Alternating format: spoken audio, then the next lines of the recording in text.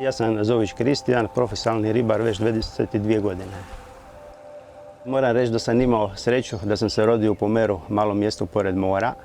Djetinjstvo sam proveo u vrijeme kada nije bilo mobitela, nije bilo kompjutera ni igrica. S druge strane imao sam more koje mi je bilo neiscrpno mjesto zabave.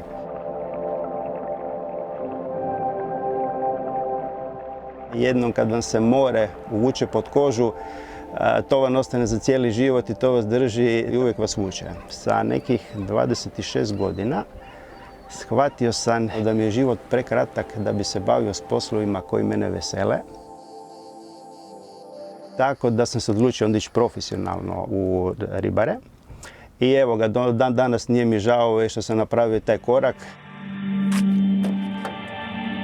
Parengal je ribolovni alat gdje u biti vi na jednoj špagi dugačkoj od 300, 400, 500 metara koja može biti ili od špage ili od debljeg najlona. Imate na svakih 6-7 metara privezanu jednu udicu. Na njega se ješka, sipa, lignja, morski crv, srdela. Slaže se u jednu veliku kantu koja ima zareze kako bi se udice kačile da se ne bi spetljalo i onda se polako odbotava ta špaga i spušta udica po udica u more dok se ne dođe do kraja.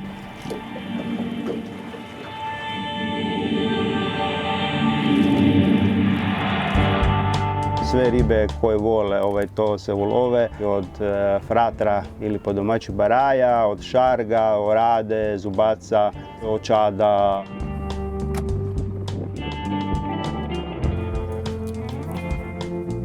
Tu na ovom području nekad bi se ispralo sa bakrene žice kompletna vrša koja bi bilo kao mreža.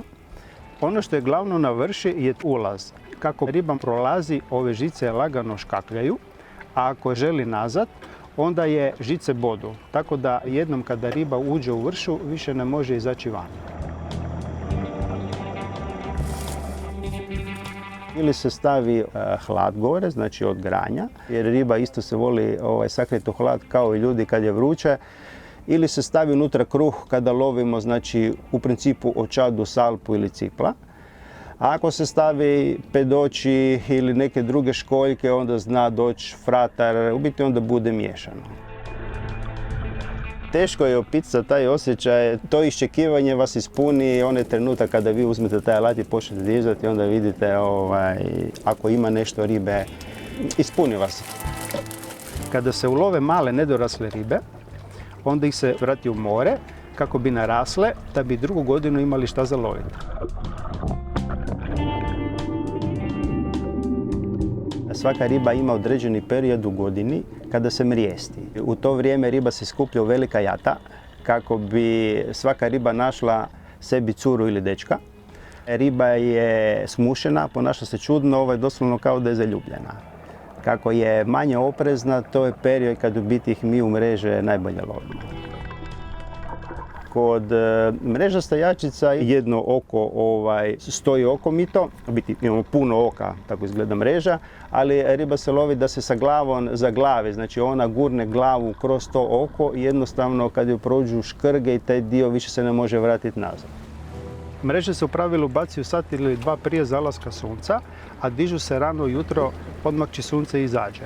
Zato jer preko noći riba isto kao i ljudi slabije vidi, a i bit će da je pospana pa se lakše ulovi u mrežu.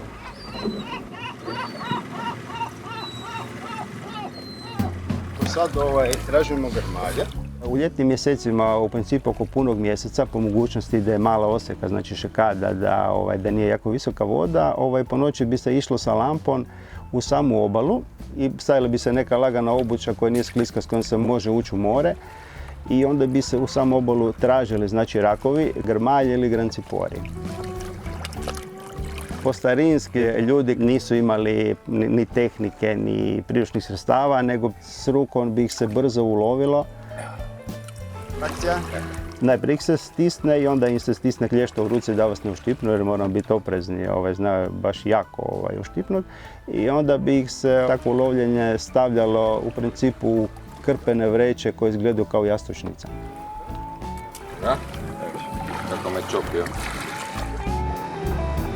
Osti su sigurno jedan od najstarijih alata. Na drvenoj držci su metalni šiljci koji imaju jednu povratnu kuku, tako kad se riba probode da ne bi ispala. Tehnika kako je išla napred, sada se koriste plastične barke. Na njih se ugradi jedno staklo koje izgleda kao mali prozor kod kojega se gleda u more. Moramo naći ribu koja nas je voljna čeka dok mi polako spustimo sve te osti do njih i ulovimo. Znači lov pod sviću s ostima, tu je akcija od kad se krene dok se ne vrati. Sve vidite, sve vam je jasno, tako da jedna neopisiva videoigrica koji ste vi glavni lik. Moram priznati da zna biti jako teško, jako naporno i hladno.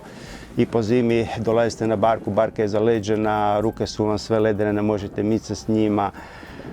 Zna vas uloviti jaki vjetar. Međutim, evo, još uvijek imam odličan osjećaj jutro kad se dižem, kad god to bilo. Znači, nema ono grče u želucu, jednostavno idem sa veseljem. Čovjek se uvijek nada ulovu života, bimo rekli, koji se rijetko desi, ali to je taj optimizam u biti koja nas drži.